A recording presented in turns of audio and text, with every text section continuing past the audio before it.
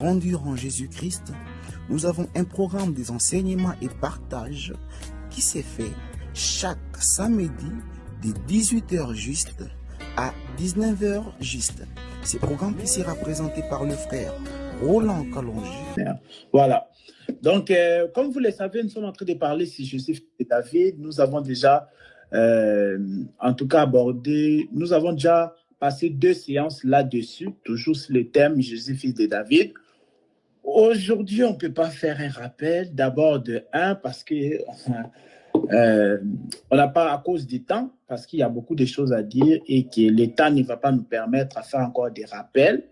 Et deuxièmement, pourquoi? Parce qu'il y a beaucoup de choses à dire. Je ne peux pas faire un rappel sur les 2 séances précédentes concernant Jésus, fils de David. Donc, vous pouvez les trouver calmement sur YouTube. Et là, vous allez voir qu'on a parlé de beaucoup de choses. Donc, vous allez voir sur YouTube. Voilà. Donc, sinon, en parlant de Jésus, fils de David, qu'est-ce que nous voulons dire? Nous voulons dire ceci, que lorsque nous disons Jésus, fils de David, lorsque la Bible dit dans Matthieu chapitre 1, le verset 1, que généalogie de Jésus-Christ, fils de David, c'est simplement pour dire que fils de David, c'est un roi. Voilà. Donc, on avait donné l'écriture. Déjà, on vous avait montré que David lui-même était roi. Par rapport à l'écriture de 2 Samuel chapitre 5, le verset 4. Voilà, David était roi. Il a régné 7 ans en Hébron, 7 ans dans la ville de Hébron et 33 ans dans tout Israël. Voilà. Et donc, comme étant donné David était un roi, donc fils de David aussi, ça veut dire un roi. Voilà pourquoi, bon, déjà les fils de David aussi dans la chair comme ça, Salomon, vous connaissez Salomon. Voilà, Salomon d'abord était roi. Mais sinon, quand on dit Jésus, fils de David, c'est parce que fils de David, c'était pour dire que Jésus était roi. On ne peut pas faire un rappel sur les 2 précédentes séances concernant Jésus, fils de David, parce qu'on avait dit beaucoup de choses. On avait parlé de la généalogie de David, tout ça. Donc, allez voir ça, allez jeter un coup d'œil sur YouTube. Vraiment, il y a beaucoup de choses très intéressantes qu'on a dit là-dessus. Voilà. Donc, Jésus, fils de David, ça veut dire qu'il est roi. Et c'est l'écriture de Jean chapitre 18, le verset 37 qui nous l'avait montré. Lorsque Pilate lui a posé la question, est-ce que es-tu roi? Jésus a affirmé et confirmé en répondant à Pilate que tu l'as dit. Oui, je suis roi et je suis né pour rendre témoignage à la vérité. Et donc, c'est en partant de cette écriture-là, de Jean chapitre 18, le verset 37, en partant de cette écriture-là où Jésus l'a clairement affirmé et confirmé de sa bouche qu'il est roi, mais il était né pour rendre la vérité, pour rendre témoignage à la vérité. Quand il dit il est roi et il est né, donc il était d'abord roi. C'est là où on avait montré aussi la divinité de Jésus-Christ. C'est là où on avait dit que Jésus dire qu'il est le roi, en réalité, il est le roi des rois. Il est le roi des rois. Il était d'abord roi avant de naître. Voilà. Donc Jésus, il était roi, c'était lui le Dieu puissant. C'était lui le Dieu puissant, le Père éternel, le Dieu d'éternité que Abraham a prié dans Genèse chapitre 21, le verset 33, c'est bien lui, notre Seigneur Jésus-Christ. C'est lui le roi des rois. Mais cependant, il était né pour rendre témoignage à la vérité. Et dans un premier sens, on a expliqué que la vérité là, c'était témoigner que l'homme ne peut pas se sauver lui-même. Il a besoin de celui qui est plus fort que la loi, plus fort que lui-même, afin qu'il puisse les sauver. Voilà, l'homme ne peut pas se sauver lui-même. C'est là on avait dit que le salut ne s'obtient pas par nos propres œuvres, non. Le salut ne s'obtient pas par nos propres œuvres, comme Éphésiens chapitre 2, le verset 8 à 9, nous l'avait très bien montré. Donc, ce sont des écritures qu'on avait vraiment lues. Donc, voilà, Jésus était roi Il est né pour rendre témoignage à la vérité. Rendre témoignage à la vérité, c'était pour nous dire qu'on a besoin de lui. On a besoin de la grâce pour avoir le salut.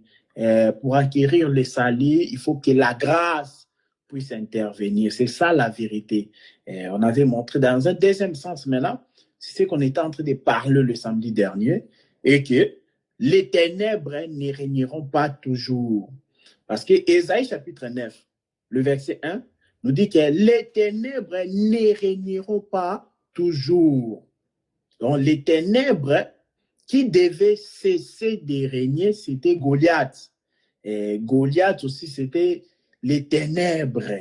Et pourquoi? Parce qu'on a montré avec l'écriture de 1 Samuel chapitre 17, le verset 16, que pendant 40 jours, Goliath a tourmenté le peuple de Dieu Israël. Pendant 40 jours, Goliath a humilié. Pendant 40 jours, Goliath a harcelé. En tout cas, c'était du harcèlement, comme vraiment on dit en français. Donc, il a beaucoup harcelé le peuple de Dieu. Fait descendre un homme ici, qui descend ici. Parce que Goliath était sur une montagne du territoire de Soko. Et David, Israël, était sur la montagne du territoire de Térébinthe. Maintenant, il y avait la vallée qui les séparait. Il fallait que Goliath puisse descendre. Et que du côté d'Israël aussi, qu'il puisse envoyer les plus forts, mais que ce soit un homme, et qui puisse aussi descendre dans la vallée, afin que cet homme-là puisse s'affronter avec Goliath. Et c'était quoi en tout cas la suite? C'est que la suite était que si Goliath arrive à battre, à tuer l'homme que Israël fera descendre dans la vallée, alors tout Israël vont devenir esclaves des Philistins et donc ils vont donc servir les Philistins. Mais donc l'inverse c'était quoi? Si l'homme-là qui est sorti de la maison d'Israël arrive à emporter sur Goliath, arrive à tuer Goliath, alors les Philistins allaient donc devenir esclaves de la maison de David. Ça va? Voilà. Voilà, donc c'était ça. C'est ce qu'on était en train d'expliquer vraiment. Donc voilà, pendant 40 jours, c'est 1 Samuel chapitre 17, verset 16, nous a montré cela. Vous imaginez, pendant 40 jours, il y a quelqu'un qui vous acharne, il y a quelqu'un qui vous intimide, il y a quelqu'un qui vous harcèle. C'est pénible, vraiment. Donc c'était ça, tout un ténèbre. Les ténèbres qui étaient en train de régner sur Israël. Donc, parce que Saoul regardait comme ça tout autour de lui, le roi Saoul. Qui enverrai-je? Qui va descendre là-bas? Qui va descendre? Vous voyez comment, dans 1 Samuel chapitre 17, toujours on a détaillé la taille de Goliath. Non, lui, ce n'était pas un homme normal. Goliath, ce n'était pas un homme normal. En plus, Saoul il dit à David, quand David veut aller se battre, il dit, attention, c'est un homme de guerre depuis sa jeunesse. Donc, il faut comprendre que Goliath, ce n'était pas son premier combat. Non. Goliath, ce n'était pas son premier combat avec David. Non. On a dit que c'est un homme de guerre depuis sa jeunesse. Goliath avait déjà connu des batailles. Il avait déjà fracassé les gens. Il avait frappé les gens. Il a tué des gens. Goliath, ce n'était pas un homme qui était là pour plaisanter. Non. Il n'était pas là pour faire des sketchs. Il n'était pas là pour faire un cinéma. Non. Lui voulait frapper et tuer, c'est tout ce qu'il voulait. Donc, c'est ça les ténèbres. Les ténèbres n'ont pas de miséricorde sur nous. Autrefois aussi, on était dominé par les ténèbres. Mais il fallait qu'un homme de la maison de David puisse descendre dans la vallée. Donc, c'est là où on s'était arrêté à peu près, voilà, les samedis derniers. Et aujourd'hui, vraiment, j'espère, je crois, le Seigneur nous fera grâce, en tout cas, de mettre un point-virgule sur ce thème, Jésus, fils de David. Comme ça, prochainement, on va enchaîner Jésus, fils d'Abraham. Bon, comme vous le savez, la Bible est vaste. La Bible est tellement riche. On peut tout. Nous là, on est en train de prêcher. Bon, déjà, nos anciens, ils ont prêché la Bible, ils sont partis. Ils n'ont jamais fini de prêcher. Et ils n'ont jamais prêché toute la Bible. Et nous aussi, on est en train de servir le Seigneur. Nous allons aussi prêcher la Bible. Nous allons prêcher aussi la vraie parole, la bonne parole de Dieu. Mais rassurez-vous, on finira jamais à prêcher toute la Bible. La Bible, comment le frère apôtre Paul appelle ça une sagesse infiniment variée. Et lorsque vous prenez, je crois que c'est dans Éphésiens chapitre 3, là, Éphésiens chapitre 3, vous descendez verset 10, 11. Il appelle ça la sagesse infiniment variée de Dieu. Donc, il y a beaucoup de variétés. C'est une sagesse, mais dans cette sagesse-là, il y a beaucoup de variétés. Donc, c'est pourquoi tu ne peux pas être orgueilleux dans les choses de Dieu. Si Dieu t'a fait une grâce, voilà, t'accorde une grâce, il faut aussi considérer aussi les grâces des autres. C'est très important. C'est très important. Ne pense pas que toute la Bible ici, toutes les révélations qui sont dans la Bible, toi, tu vas les prêcher seulement toi-même. Non, c'est pas comme ça le Seigneur fait ces choses. Donc, la Bible est là, c'est une sagesse infiniment variée. Donc, vraiment, c'est très vaste. Mais nous croyons que le Seigneur nous fera grâce d'avancer pas à pas. De toute façon, on n'est pas en train de courir. Comme je vous avais dit aussi, le but, ce n'est pas que je puisse courir seul. Non, ce n'est pas ça le but. Voilà. Donc, c'est ça d'abord concernant la deuxième vérité. Parce que quand on parle, saisissez bien, hein, saisissez-moi vraiment bien. Parce que la semaine prochaine, quand on va entrer dans le thème Jésus, fils d'Abraham, je donnerai 2 minutes à chacun, qui puisse nous expliquer un peu ce qu'il aura accompli, ce qu'il a compris concernant Jésus, fils de David. Donc, suivez-moi vraiment très bien. En parlant de Jésus, fils de David, nous marchons toujours avec cette écriture de Jean chapitre 18, verset 34, où on montre que fils de David, en réalité, ça veut dire un roi. Et Jésus l'a dit dans Jean 18, 37, que je suis roi et je suis né pour rendre témoignage à la vérité. Et donc, jusque-là, notre texte de base, c'est toujours Jean chapitre 18, le verset 37. Je suis roi, je suis né pour rendre témoignage à la vérité. La vérité, on avait dit dans un premier temps, c'était pour témoigner le salut par la grâce. Deuxième vérité est que les ténèbres ne régneront pas toujours. Voilà. Donc, c'est là où maintenant on était amené à expliquer la bataille de David et Goliath. C'est là où on a expliqué que donc, pendant 40 jours, il a harcelé le peuple de Dieu. Il a humilié le peuple de Dieu, lui, Goliath. Mais un jour, Dieu, dans son amour, a fait que David puisse descendre. Et David, lorsqu'il est descendu, il a accepté le défi de combattre contre Goliath. Et David lui a d'abord frappé avec la pierre. Vous voyez? Il a frappé avec la pierre. Ensuite, Goliath est tombé. David a récupéré l'épée et il a coupé la tête de Goliath. C'est là on avait dit que David tue toujours 2 fois. Goliath devait mourir 2 fois. Lorsque vous lisez dans 1 Samuel chapitre 17, à partir du verset 48 jusqu'à 51, là vous allez voir. D'abord, la Bible dit que c'était Goliath qui s'était mis en mouvement. Il s'est mis en mouvement, rappelez-vous, qu'il y avait la vallée qui les séparait. Entre les camps des Philistins et les camps d'Israël, il y avait la vallée qui les séparait. Les Philistins, la Bible dit, campaient sur la montagne du territoire de Soko. Les Philistins, c'est-à-dire les bien-aimés de Goliath, voilà. Ils campaient sur la montagne du territoire de Soko. Mais Israël campait, quand on dit camper, c'est-à-dire se reposer, voilà. Il s'est reposé aussi sur la montagne du territoire de Térébenthe. Maintenant, entre les 2 montagnes, il y avait la vallée qui les séparait. Maintenant, la bataille devait se faire dans la vallée. Maintenant, vous allez voir, la première personne à se mettre en mouvement, ce n'était pas David, c'était Goliath. La Bible dit que Goliath s'est mis en mouvement. Il a quitté aussi la montagne, il est descendu vers la vallée.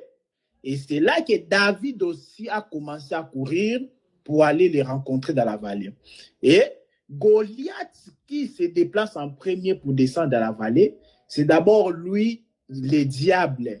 C'est-à-dire que c'est le diable qui était d'abord descendu dans ce monde avant Jésus. Comprenez-moi très bien. Vous aurez droit à poser aussi des questions. C'est-à-dire que Goliath, pour se battre avec David, il se précipite d'abord, il doit descendre en premier. Ensuite, David. Donc, les Goliath qui est descendu en premier dans la vallée, c'était donc lui, le diable. Pourquoi? Parce que lorsque Jésus est venu, dans Luc chapitre 10, le verset 18, Jésus dit à ses disciples, moi, j'ai vu Satan tomber comme un éclair.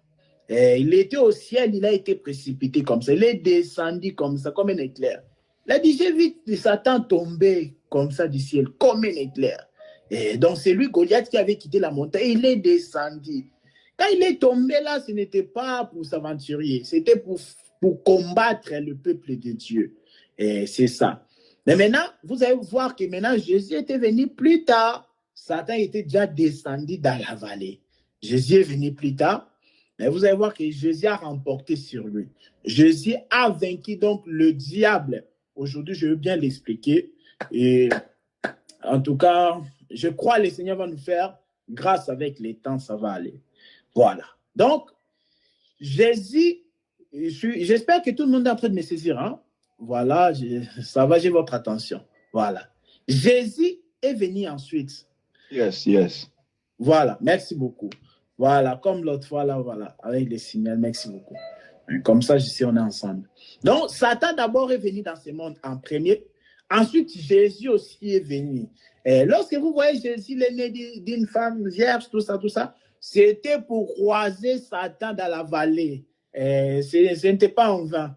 Il a dit, je suis roi et je suis né pour rendre témoignage à la vérité.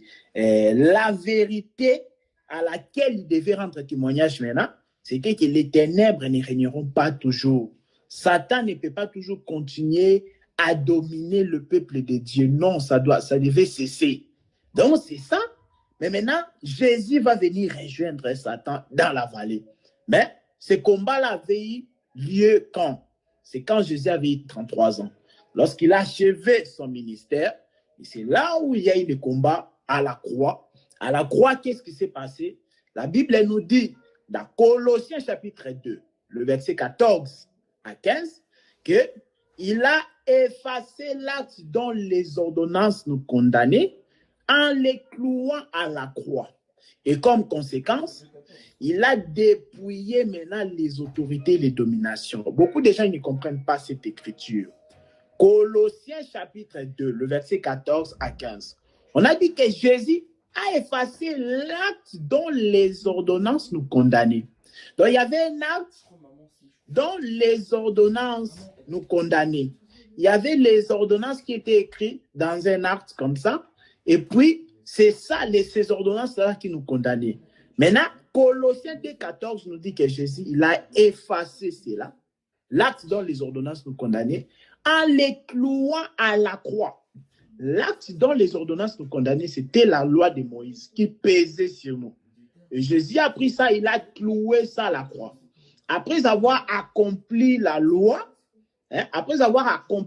Jésus a cloué la loi à la croix. Il a anéanti la loi. Et la loi, maintenant, est devenue moins solide. Donc, il a ébranlé. C'est ça on dit. Voilà. Donc, il a ébranlé la loi. La loi est devenue sans force. Et suite à cela, la Bible dit quoi? Cela a dépouillé les autorités, les dominations. Pourquoi? Parce qu'il faut comprendre que Satan tirait sa force dans le péché. Et Satan, lui, il est fort quand il y a le péché. Là, il est fort. Il se nourrit du péché. Mais qu'est-ce qui nourrit maintenant le péché? Ou qu'est-ce qui donne la force au péché? C'est la loi. Pourquoi? Parce que lorsque vous prenez Romains chapitre 7, verset 7, il a dit quoi? Il a dit que c'est par la loi que j'ai connu le péché. Donc, si la loi ne m'avait pas dit que tu ne convoiteras pas, et que si moi j'avais convoité, je ne pouvais pas savoir que j'avais péché. Ça va? C'est-à-dire que dans les jardins d'Éden, si Dieu n'avait pas dit à Adam, s'il n'avait pas interdit à Adam de ne pas manger le fruit de l'arbre défendu, si Dieu n'avait pas interdit et qu'Adam avait mangé, cela n'allait pas être un péché. Et donc, c'est la loi qui confirme le péché. Sans la loi, il n'y a pas le péché. C'est ça, Romains chapitre 7, verset 7. Sans la loi, il n'y a pas le péché. C'est la loi qui donne la force au péché. Et le péché, maintenant, donne la force au diable. Mais maintenant, Jésus, pour anéantir la force du diable, il a simplement anéanti la loi. Il a cloué la loi. Ainsi, le péché n'a plus de force, Satan aussi n'a plus de force. Je répète, Satan tirait sa force dans le péché. Et le péché tirait sa force dans la loi. Mais maintenant, Jésus, pour détruire Satan, qu'est-ce qu'il a fait? Pour dépouiller Satan, Jésus, ce qu'il va faire, il va résoudre les problèmes à la racine. Il a anéanti la loi. Ainsi, le péché est anéanti et Satan aussi est anéanti. J'espère que jusque-là, tout va bien. Donc, c'est comme ça, on dit que Jésus, à la croix, il a vaincu Satan. C'est comme ça, on dit que à la croix, Jésus il a dépouillé les autorités, les dominations, les démons, tout ça. Jésus les a dépouillés. La Bible dit, il les a livrés en spectacle les jours-là à la croix. Il les a livrés à la honte. Satan avait honte les jours-là à la croix. Donc, c'est ça. Donc, c'est ça que David va maintenant humilier Goliath. Parce que Goliath, qui est Satan, Goliath, qui est les ténèbres, est en train de régner, est en train de dominer le peuple de Dieu. Mais il fallait que ça puisse cesser un jour. Voilà, donc c'est comme ça. Jésus est venu, il est mort à la croix en anéantissant la loi, en clouant la loi à la croix. Ainsi, Satan n'a plus de force. Ainsi, le péché aussi n'a plus de pouvoir sur nous. Alors, voilà. Donc, c'est comme ça. La bataille qui devait se faire dans la vallée, vous avez compris, c'est quitter le ciel pour venir dans le lieu qui est le bas. Parce que la vallée, en fait, c'est le lieu qui n'est pas, ce n'est pas comme la montagne. La montagne, c'est en haut, la vallée, c'est en bas. Nous sommes d'accord. Donc, c'est ça, donc, Golgotha.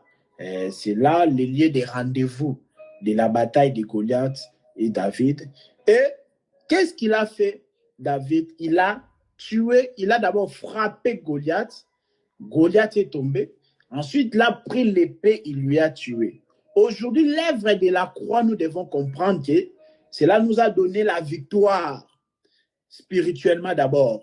L'œuvre de la croix aujourd'hui nous a donné l'autorité sur le diable. Parce que regardez la proposition de Goliath. Goliath avait dit que si David arrive à les frapper, alors les Philistins deviendront esclaves d'Israël. C'était ça. C'était ça, en tout cas, le compromis. C'était ça. C'était comme ça qu'il s'était convenu. Donc, après avoir que David, donc si David avait vaincu Goliath, les peuples, là, les Philistins devaient devenir esclaves d'Israël. Et c'est ce qui s'était passé lorsque vous lisez maintenant le verset 52 de 1 Samuel chapitre 17. On nous dit que les jours après avoir que David a terrassé Goliath, les jours-là que David a trucidé, a humilié Goliath, qu'est-ce qui s'est passé? Israël a pris l'autorité sur tous les Philistins. Israël est parti récupérer tous les petits Philistins là. Israël les a frappés. Alors qu'avant, Israël avait peur de ces gens-là. Mais lorsque David a fait tomber le plus fort des Philistins, cela a donné la force. Cela a donné le courage à Israël d'aller maintenant finir tous ces petits Philistins-là. C'est-à-dire que nous, aujourd'hui, nous avons l'autorité, le pouvoir sur les démons. C'est-à-dire que tu ne peux pas avoir peur d'un démon. Un enfant de Dieu ne peut pas avoir peur d'un démon ou d'un sorcier. C'est-à-dire vous pouvez même dormir dans la même maison qu'un sorcier. Je te rassure qu'il ne te fera rien. Le problème, c'est seulement l'enseignement. Les gens écoutent des faux enseignements. Ils écoutent l'enseignement qui ne donne pas la foi. C'est ça le problème. Tu vas entendre des enseignements du genre que si tu donnes ton argent à un sorcier, il va te bloquer. Si tu fais du bien à quelqu'un qui en manque, on ne sait jamais, il faut pas, vous savez, il ne faut pas partager vos biens avec n'importe qui. Hein. Il peut bloquer ton argent, tout ça, ce sont des mensonges. Ça, ce n'est pas l'évangile. Maintenant, tu bloques spirituellement. Ah, ça veut dire que toi, tu n'es pas un enfant de Dieu. Tu n'es pas un enfant de Dieu. Tu fais du bien même à un sorcier. Et maintenant, lui, il te bloque spirituellement. Non, ça, ce n'est pas l'évangile. Ça, ce sont des fausses doctrines. Ce sont des mensonges. Ce n'est pas vrai. Donc, c'est-à-dire qu'un enfant de Dieu ne peut pas avoir peur des sorciers ou des démons. Non. Si tu veux faire du bien à un sorcier, donne-lui, fais-lui du bien. Donne-lui de l'argent. Il n'a pas ce pouvoir-là de bloquer ton argent. Un sorcier veut dormir avec toi dans la même maison. Il n'y a pas de souci. Il vient dormir avec toi dans la même maison. Et ne pense pas que le matin, tu ne vas pas te réveiller. Ça veut dire que tu n'es pas un enfant de Dieu. Donc, toi, tu as peur. Ça veut dire que tu dors, ça veut dire que tu te réveilles tous les 10 minutes, quoi. Parce que tu sais que les sorciers dans ta maison. Tu dors, tu te réveilles. Tous les 10 minutes. Ça veut dire que tu n'as pas la paix.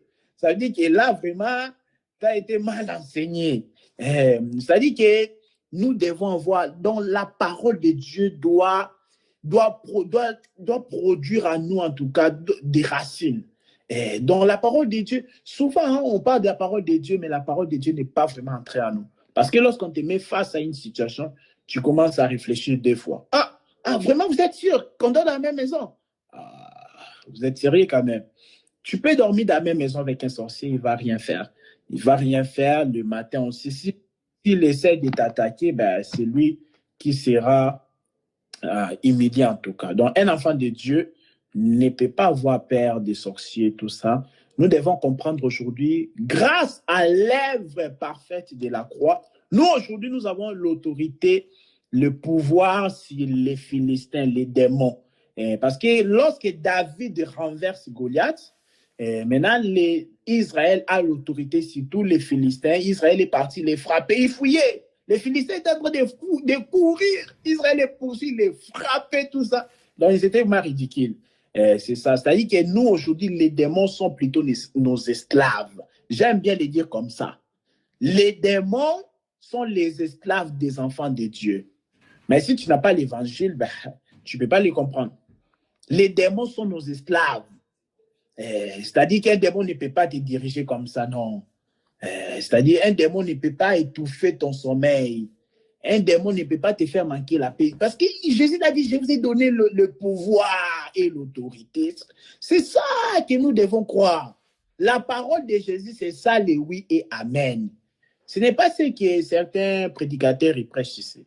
Ils prêchent, attention, si ton père avait fait des pactes ou ton grand-père avait fait des pactes avec Satan, tu peux aussi être lié, tu peux aussi subir des choses. Non, ça, ce n'est pas l'évangile. Donc, c'est la parole de Jésus qui est le oui et amen. C'est ça que nous devons croire. Jésus l'a dit, je vous ai donné l'autorité et le pouvoir de marcher sur les serpents et les scorpions. Et tout esprit démoniaque, et rien ne pourra vous nuire. Ça, c'est la parole de Jésus. C'est-à-dire que nous avons l'autorité sur les démons. Les démons sont nos esclaves. Ils nous sont soumis. Ils sont soumis aux enfants de Dieu. Très important. Donc, c'était quand même important, cette précision d'exhortation-là. Voilà. Donc, David a terrassé Goliath. Donc, c'est ça, ça nous parle des lèvres de la croix. Donc, quand il a frappé Goliath avec la pierre, il est tombé. L'œuvre de la croix a frappé le diable. Le diable est tombé. Et ensuite, David va encore le tuer en lui coupant la tête. Parce qu'il faut comprendre, lorsque vous lisez 1 Samuel chapitre 17, à partir du verset 48, déjà, quand David avait frappé Goliath avec la pierre, comprenez que Goliath, quand il est tombé comme ça, il était déjà mort. C'est ce que la Bible dit. Mais David va venir encore pour l'achever en lui coupant donc la tête. Voilà. Donc, il a été tué 2 fois, Goliath. Comprenez ici, Goliath, c'est Satan. David, c'est le Seigneur Jésus-Christ. À la croix, Jésus-Christ a anéanti Satan, la puissance de Satan. C'est ça, la Bible appelle ça le dépouillement. Il a dépouillé Satan, dépouillé quelqu'un, c'est-à-dire un homme fort, mais tu lui enlèves toute sa force. C'est ça, dépouiller quelqu'un. Satan était un homme fort, mais on l'a dépouillé à la croix. On l'a enlevé toute sa force. Mais cette connaissance-là n'est pas chez tous. Cette connaissance-là n'est pas chez tous les gens qui se disent chrétiens et vont à l'église le dimanche. Donc lui, la majorité de ses prières, c'est toujours dirigé par Satan. Satan, arrête de m'embêter, Satan. Donc il ne passe même pas du temps à adorer vraiment convenablement Dieu. Lui, toute son attention, c'est toujours chez les diables. Chez les diables. Donc, on comprend, ce sont des gens qui sont en réalité des princes, mais ils ne les savent pas. Ils vivent comme les esclaves, malheureusement. Un prince, hein, le fils du roi, un héritier, mais il vit comme un esclave, malheureusement. C'est ça. Tout ça, pourquoi? Parce qu'ils n'ont pas l'information. Ils n'ont pas l'information. Je donne toujours un exemple. Quelqu'un qui est condamné dans la prison. Et maintenant, le président de la République qui dit tout ça, voilà, à partir d'aujourd'hui, tel avait commis un crime, mais moi, je décide de libérer. Il y a un frère X qui avait commis vraiment un crime. Il est en prison. Il est entré en prison. Il devait faire 29 ans en prison. Par exemple, en France, ici, normalement, je crois que c'est toujours comme ça. Si tu tues quelqu'un, normalement, tu vas faire 29 ans en prison. Donc, quelqu'un, il commet un crime. Et on lui dit, allez, toi, 29 ans en prison. Mais le président de la République, il prend la parole et il dit, non, vraiment, exceptionnellement, lui, il ne va pas aller en prison. Donc, il doit être libéré. Mais le frère X, là, qu'on a prononcé sa libération par le président de la République, lui n'est pas encore au courant. Il est encore en garde à vue et il est encore enfermé quelque part. Est-ce que, donc, tant que l'information ne lui a pas parvenu, est-ce qu'il sera content? Il sera dans la joie? Non. Mais plutôt, lorsque l'information lui sera parvenue, on lui a dit que voilà, on t'a libéré. C'est comme ça, maintenant, il va manifester la joie. On est d'accord, non? C'est comme ça, il va manifester la joie. C'est le problème de l'information. Beaucoup ne sont pas informés. Et l'information, c'est ça l'évangile. C'est d'aller dire aux gens que Jésus-Christ vous a libéré. C'est-à-dire, tu n'es plus esclave du péché. Tu n'es plus esclave des œuvres de la chair. Tu n'es plus esclave du diable. Mais maintenant, tu es libre pour servir le Seigneur. C'est ça l'information, c'est ça l'évangile. On doit propager partout. Donc, après que Goliath est vaincu par David, maintenant, Israël a l'autorité sur les Philistins. Nous, aujourd'hui, nous avons l'autorité, le pouvoir sur les démons, très important. Donc, il lui a tué une fois, c'est ça l'œuvre de la croix. Mais pour la deuxième fois, c'est là nous parle lorsque Satan sera jeté en enfer. Parce que vous devez comprendre que Satan sera jeté en enfer. Tous les gens qui ont peur de Satan, c'est parce qu'ils n'ont pas encore compris la Bible. Satan sera jeté en enfer. Et la personne que tu as peur, il sera jeté en enfer. C'est ce que la Bible dit. La Bible dit qu'il va brûler au siècle des siècles en enfer. L'enfer, en d'autres termes, c'est le temps du feu. C'est le feu éternel. C'est là-bas que Satan va brûler au siècle des siècles. C'est ça donc, sa deuxième mort. Donc d'abord, il est vaincu à la croix. C'est-à-dire, il est dépouillé. Et maintenant, il va mourir encore vraiment en enfer. C'est ça, nous voyons David a lancé d'abord la pierre à Goliath.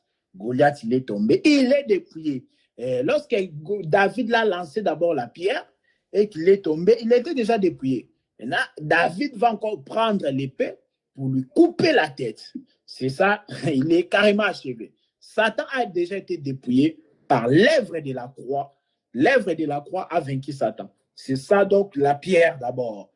C'est ça donc la pierre. Et ensuite, plus tard maintenant, vous allez voir plus tard que Satan sera jeté en enfer. Donc tout ça, ça fait partie des choses qu'on doit voir. Lorsqu'on va parler du calendrier prophétique, on parlera de toutes ces choses-là. On va vous montrer clairement comment Satan finira en enfer, tout ça. Voilà. Donc, c'est ça que je voulais vous montrer, que les ténèbres ne régneront pas toujours, mais un jour, ça devait donc s'arrêter. Les ténèbres qui dominaient en tout cas le peuple de Dieu devaient s'arrêter un jour. C'est-à-dire que, si aujourd'hui, ça ne va pas dans ta vie, si tu sens, en tout cas, il y a un peu de pouvoir maléfique qui pèse sur toi, sache que c'est peut-être parce que tu n'es pas encore enfant de Dieu. Mais tu vas voir que lorsque tu vas recevoir la parole du Seigneur dans ta vie, tu vas voir que tu seras délivré de toutes ces choses-là. Tu vas plus sentir cette lourdeur spirituelle. Tu sens comme il y a une esprit. C'est-à-dire que quand tu es là, ça va. Quand tu parles, tu n'as pas de sommeil. Mais quand seulement tu veux prier, tu sens une lourdeur. Donc, ça, c'est pas normal. C'est pas normal. Ça dit que tu es affranchi de Dieu. Tu dois vivre vraiment la liberté en servant les Seigneurs. C'est très important. Donc, voilà. c'est là où on s'était arrêté pour dire que Satan sera tué, Goliath est tué 2 fois. C'est ça, Satan, qui sera tué 2 fois. Oui, je te donnerai la parole, ma sœur Francine. Voilà, c'est Goliath qui est tué 2 fois. C'est ça, Satan, qui est tué 2 fois, d'abord par l'œuvre de la croix, et aussi lorsqu'il va aller donc en enfer. Voilà, c'est ma sœur, je te passe la parole, mais si ta question va nous prendre beaucoup de temps, là, je vais les répondre à la fin. Mais sinon, tu peux poser ta question. Oui, ma question, c'est d'après ce que vous avez dit à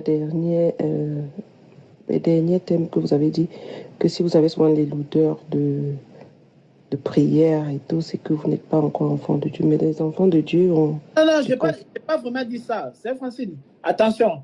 Non, je peux pas te laisser finir parce que je n'ai pas dit ça. Okay. Est-ce que vous pouvez alors répéter et puis je vais poser ma question? Oui, je t'ai dit ceci.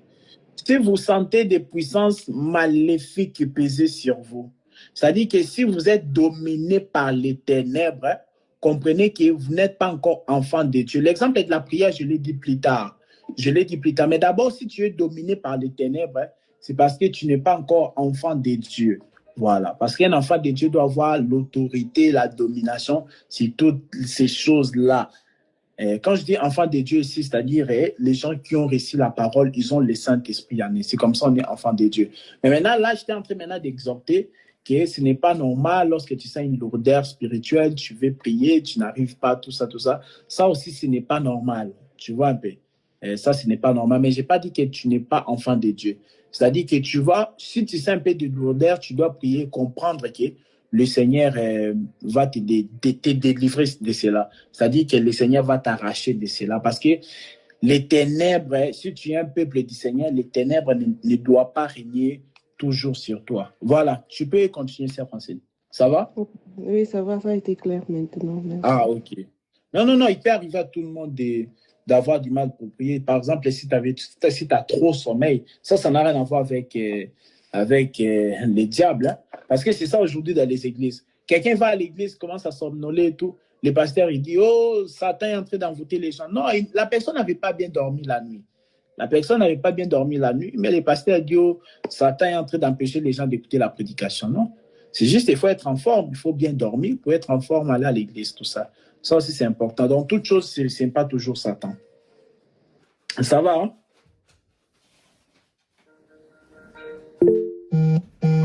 Voilà. Un bien-aimé, en tout cas, peut nous aider à Genèse chapitre 3, le verset... frère. Oui, frère Tristan. Frère Roland, est-ce qu'on peut aussi dire si vous êtes dans la distraction, le démon ou le diable peut aussi en profiter, même si vous êtes un enfant de Dieu? Bon, la distraction, c'est-à-dire que tu n'as plus la vie de prière, tu n'aimes plus écouter les choses de Dieu, tout ça. Non, pas tellement ça. On peut dire que tu te donnes trop dans ton travail ou dans ton business. Ok. Tu passes trop de temps. Ah, d'accord. Pas tellement dans la prière. Ah, d'accord, ok. Mais en fait, on doit faire attention parce que c'est ça d'ailleurs qui distingue un peu la Vierge folle de la Vierge sage. La Bible nous montre, de toute façon, quand on va parler du parabole du semeur, vous allez voir clairement qu'il y a 4 terres, il y a le chemin, les longs chemins, il y a le semeur qui est sorti, là, semé sur le chemin.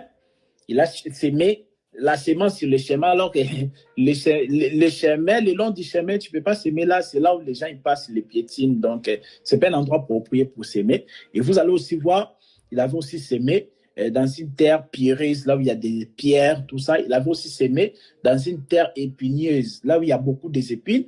Et puis la 4e terre, c'était la bonne terre. Maintenant, dans l'explication de cette parabole, nous allons voir qu'on nous parle aussi de la Vierge sage et de la Vierge folle. C'est-à-dire que la Vierge sage, c'est celui qui a écouté la parole, il les garde, il veille sur ça, tout ça. Mais la Vierge folle, c'est aussi la même personne qui a reçu aussi la vraie parole. C'est ce que je dis, que la Vierge folle n'est pas n'importe qui. Les gens, ils pensent que la Vierge folle, c'est la personne qui n'a pas reçu vraiment les bons enseignements. Non, la Vierge folle n'est même pas les témoins de Jéhovah. Les témoins de Jéhovah ne sont même pas les vierges folles. Les vierges folles, c'est vraiment des gens qui ont reçu la vraie parole. Les Mormons, ou les musulmans, ou les, je sais plus, les méthodiques, les BIMA, tout ça, ils ne sont même pas la Vierge folle. La Vierge folle n'est pas n'importe qui. La Vierge folle, en fait, c'est aussi la personne qui a reçu la vraie parole, mais sauf, il a étouffé, la Bible dit, par les soucis du siècle présent, par les richesses et par les plaisirs. C'est ça. Donc, c'est-à-dire qu'à cause de la richesse, ça a étouffé ta parole. Frère Tristan, ça va? Je suis en train de répondre à ta question. C'est-à-dire qu'à cause des richesses, on t'a donné un bon travail, que tu gagnes beaucoup, beaucoup, beaucoup. C'est-à-dire que tu n'as plus le temps pour Dieu. Et tu vas voir que tu ne nourris plus le Fils qui est en toi. Et ça fait que ta lampe, on ne le voit pas en tout cas. Tu ne brilles plus. Donc, ça fait que les richesses ont étouffé ta parole, ont étouffé la parole de Dieu qui est en toi. Il y en a d'autres, c'est les soucis. Au lieu de laisser la parole de Dieu qui est en toi dominer les soucis là, mais toi, tu laisses les soucis dominer sur la parole qui est en toi. Donc, d'autres aussi, c'est les soucis. Donc, il a tellement de soucis, de persécutions. Du coup, la parole là, on ne voit plus cette lampe-là. On ne voit plus. La lampe est là, mais c'est étouffé. C'est un peu comme une lampe qui est allumée, mais on a mis des vêtements dessus. Est-ce que ça va éclairer? On a mis beaucoup de vêtements. Mais la lampe est allumée. On a mis des vêtements. Le Saint-Esprit là, mais il a vraiment étouffé. Voilà. Il y en a d'autres aussi, c'est à cause du plaisir de ce monde, de la luxure. Je veux ça. Donc, il est dans la distraction. C'est-à-dire, c'est vraiment un enfant de Dieu, mais lui là, ça sera une vierge folle. Vous voyez? Donc, cela n'est pas Satan. N'est pas d'abord Satan. Parce que c'est ça le problème. Les gens, souvent, ils accusent aussi Satan, mais ce n'est pas d'abord Satan. Donc, ce n'est pas d'abord Satan. C'est qu'eux-mêmes, les gens, ils ont laissé les plaisirs. Ils ont laissé les richesses, les soucis du siècle présent puissent dominer la parole qui était en eux. Donc, ce n'est pas d'abord ça. Ça va, frère Tristan? Mais est-ce que le diable ou le démon peuvent aussi en profiter s'il se laisse dominer par des soucis et le plaisir de ce monde et les diables voient que la personne s'est laissée à ces choses-là? Est-ce qu'ils peuvent aussi en profiter pour aveugler encore la personne? Non, on ne peut pas aveugler un enfant de Dieu. Là, on parle vraiment des enfants de Dieu qui ont reçu le Saint-Esprit, mais sauf que maintenant, ils ont étouffé, en fait, ils nourrissent pas le Saint-Esprit là, mais le Saint-Esprit est là. Comme j'avais dit que le Saint-Esprit ne nous quitte pas. Il est attristé, il ne se manifeste plus, mais il est là. C'est un peu comme un homme qui est dans une maison avec sa femme. La femme manque de respect à son homme. La femme ne respecte pas son mari. Et depuis là, l'homme ne parle plus. L'homme est là dans la maison. Il fait rien. Il y a un voisin qui rentre, il frappe la femme. L'homme, il croise les bras. Il fait rien. Donc, l'homme est là, mais il ne se manifeste plus. Tu vois un peu, non, frère Tristan? C'est-à-dire, ne nous quitte pas. Il est toujours là. Mais Satan, il ne peut pas lier un enfant de Dieu. C'est-à-dire qu'un enfant de Dieu qui a déjà été affranchi par le Seigneur, il ne peut pas être lié. C'est ça la Bible dit dans Romains chapitre 8, verset 1. Il n'y a donc aucune condamnation pour ceux qui sont en Christ. Tu vois, quand tu es en Christ, il n'y a plus de condamnation. Satan ne peut plus venir te condamner. Non, ça ne tient pas en tout cas. Ça va? Un peu oui et un peu non. Attends, encore la question. Je ne sais pas s'il y a un endroit où je dois... Non, je parlais on sait qu'un enfant de Dieu ne peut pas être lié ni condamné, oui, parce que la personne est déjà affranchie par le Seigneur Jésus. Mais je parle dans l'angle que quand la personne quand il étouffe le Saint-Esprit, la personne s'occupe mieux de ses business et d'autres choses. Est-ce que l'ennemi peut en profiter pour encore donner encore beaucoup d'opportunités à la personne de s'occuper mieux de choses physiques que matérielles? Oui. Ah, j'ai compris. Oui, donc, oui. c'est dans cet angle-là. Ok. L'ennemi peut profiter parce que lui, son but, c'est que de te courber encore davantage, tu vois. Lui n'est pas là pour ton bien. Les ténèbres, déjà, c'est les ténèbres. Donc, il n'est pas là pour ton bien. Il est là encore pour que tu deviennes encore de plus en plus sombre. C'est ça le rôle du ténèbre. Mais tu vas voir que malgré les manigances de Satan, malgré il pourra encore te conduire encore dans la distraction, parce que Satan, il utilise des hommes, tu vois, non? hommes au travail, il va utiliser une belle femme, il va utiliser un bel homme, tout ça, pour te ramener dans ces distractions-là. Mais tu vois quoi qu'il puisse faire, donc tu resteras toujours enfant de Dieu. Et tu seras toujours sauvé à la fin, bien que tu vas rater l'enlèvement. Tu vois, non? C'est-à-dire que si l'enlèvement arrive, l'enlèvement te trouve dans ce genre de distraction, tu vas rater l'enlèvement. Mais la Bible nous montre qu'après l'enlèvement, la Vierge folle, ses yeux vraiment vont s'ouvrir encore, il va se rendre compte. Non, moi je veux la parole, j'ai l'enlèvement à cause des plaisirs, à cause des soucis, à cause des richesses du siècle présent. Alors c'est là où vraiment, il va encore protéger l'enfant là qui est en lui. Hein? Il va encore protéger cette lampe-là. C'est ainsi qu'il sera sauvé. Mais Satan n'a pas le pouvoir de t'égarer à un point que tu vas en enfer. C'est-à-dire qu'il a reçu le salut. Satan ne peut pas ravir ce salut-là. C'est ce que vous entendez dans les églises des hommes, hein, les églises du monde là. Allez, on va maintenant aller récupérer ce que Satan nous a volé. Prions. Les gens commencent à faire les combats. Je récupère, je casse, tout ça. Je récupère ce qui était à moi. Non, ça c'est n'importe quoi. Satan ne peut pas te voler ton salut, le salut de Dieu. Donc, ça dit, si Satan peut te voler le salut, ça veut dire que Satan t'a volé le Saint-Esprit. Parce qu'on doit comprendre, le salut à nous, c'est le Saint-Esprit. Ça va? La présence du Saint-Esprit à nous, c'est ça qui atteste que nous avons le salut. C'est ça que je disais l'autre fois, qu'un enfant de Dieu ne peut pas perdre le salut. C'est ça, ça avait choqué quelqu'un sur YouTube. Mais bon, la personne là, je l'avais invité, mais je ne sais pas, il ne vient toujours pas. Je l'avais invité ici, qu'on puisse partager, que je puisse répondre à ces questions. Voilà, donc le Satan ne peut pas voler le salut d'un enfant de Dieu. Le salut, en réalité, c'est lui, le Saint-Esprit. Oui, Sœur Donna. Attends d'abord, mon frère, ça va? Est-ce que ça va? Oui, c'est bon maintenant. Merci. D'accord. Oui, Sœur Donna.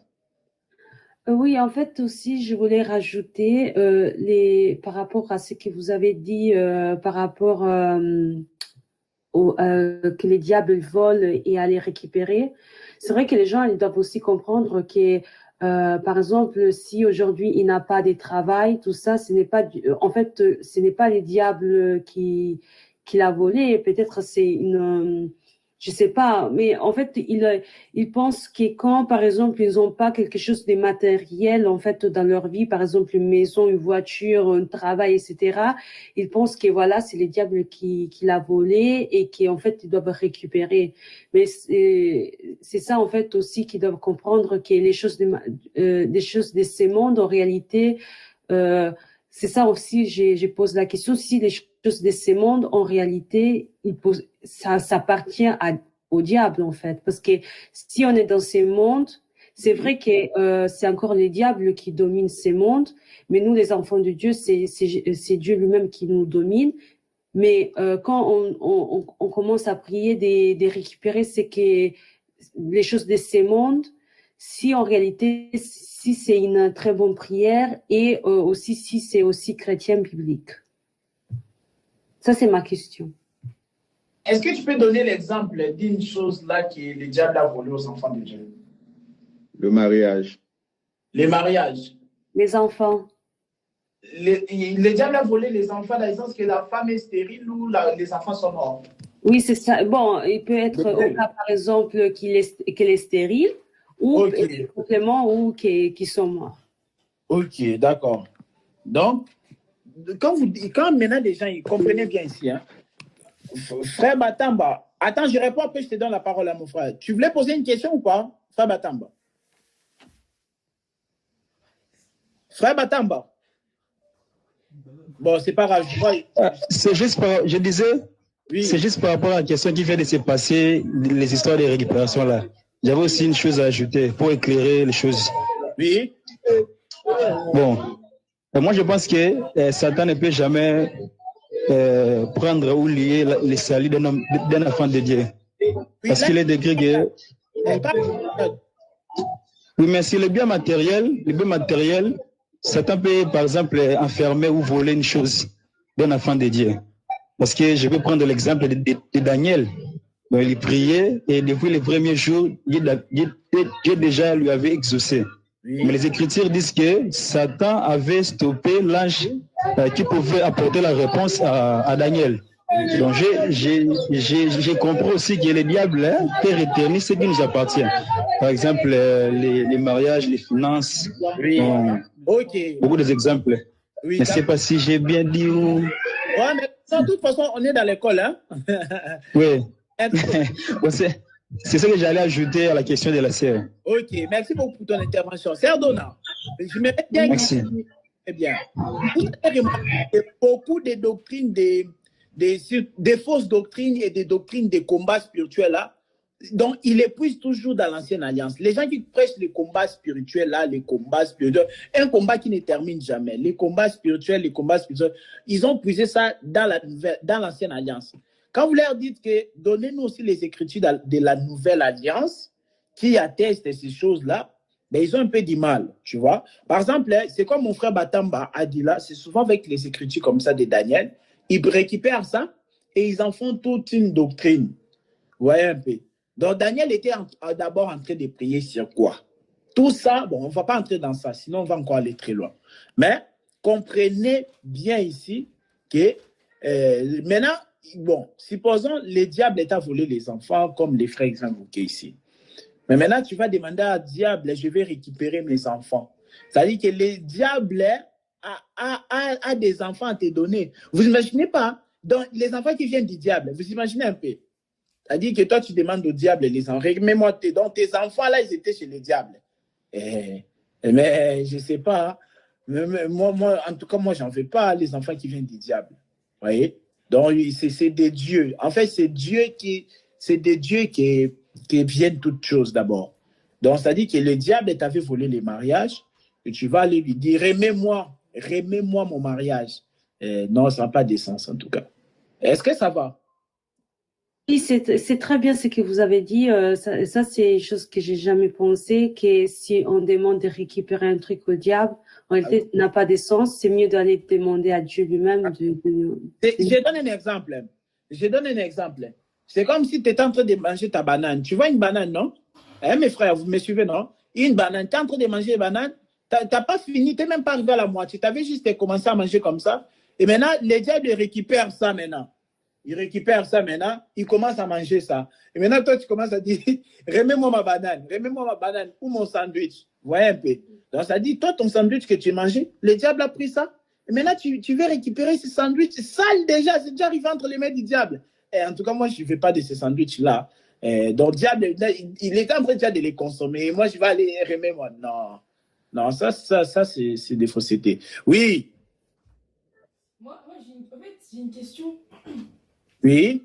Je ne sais pas c'est quelle sœur ou quel frère a dit, mais que les enfants, le diable peut voler nos enfants. En fait, le diable ne peut pas voler nos enfants parce qu'on vient du paradis. Et que si le diable vole nos enfants, il nous vole quelque chose, c'est qu'on vient de l'enfer, qu'on ne vient pas ici.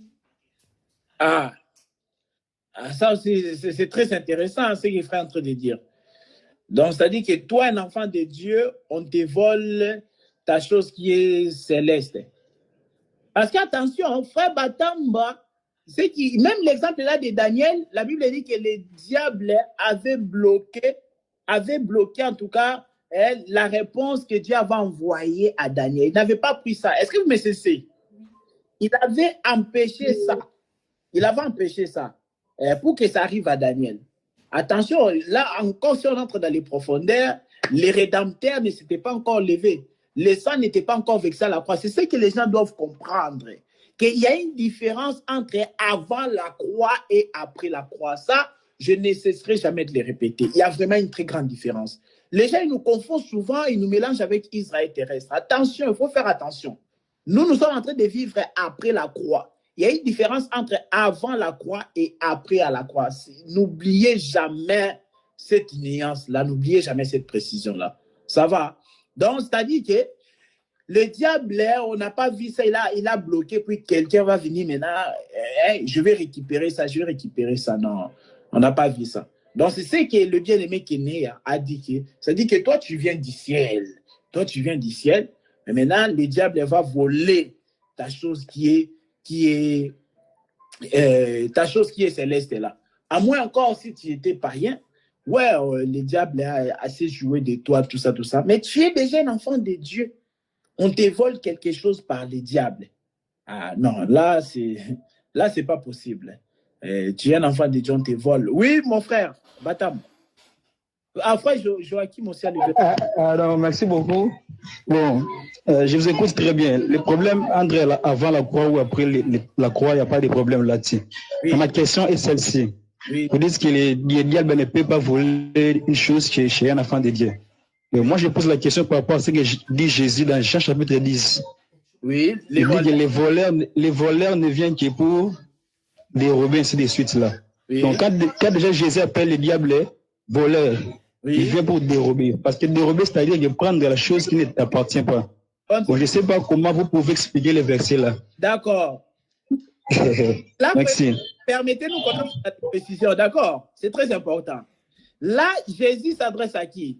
Est-ce qu'il s'adresse aux enfants de Dieu nés de nouveau ou il s'adresse aux gens qu'il a trouvés dans l'Alliance? Il s'adresse à ses disciples. Oui, est-ce que ces disciples étaient convertis? Pas encore. Voilà, merci. Oui. Ils ont été convertis lorsqu'ils ont reçu le Saint-Esprit. Ça dit que les diables étaient un voleur, mais ils volaient qui? Ils volaient ces gens-là, tu vois? Ils volaient ces gens-là qui ont vécu avant. Il a dit les voleurs viennent que pour dérober, détruire, égorger. Il dit, mais moi, je suis venu afin que les brebis aient la vie. Vous voyez, non? Donc, il est en train d'expliquer que de ce que le diable était venu avant que lui puisse venir. Ça va, mon frère? Donc, c'est-à-dire que lui... J'écoute très bien. Oui, Jésus est venu après le Père. Et voilà. Le diable est en train de dérober les gens de l'ancienne alliance, mais Jésus, lui, il est venu après le voleur là pour maintenant donner la vie. Et une fois Jésus te donne la vie, donc personne ne peut plus te ravir cette vie-là que tu as reçue de Jésus. Donc le diable, il volait autrefois parce que le berger ne s'était pas encore présenté. Le berger qui donne la vie, parce qu'il n'y avait pas encore la vie. Donc le berger qui veille n'était pas encore là. Lorsqu'il vient, il dit, mais moi je suis venu afin que le brebis puisse avoir la vie et qu'il vive dans l'abondance. Ça va, mon frère? Oui, ça va, ça va. Donc, c'est ça qu'il te dit, c'est ça qu'on fait plusieurs prédicateurs aussi. On doit toujours faire la différence avant la et après la mort. Ça va, mon frère? Je vous écoute. Oui, c'est très important. Donc, c'est-à-dire qu'après Jésus, les voleurs ne viennent plus, c'est ça? Attention, ça c'est un sujet qu'on doit en parler. Si les combats, on arrivera là, tranquillement. Tu vois, là, on va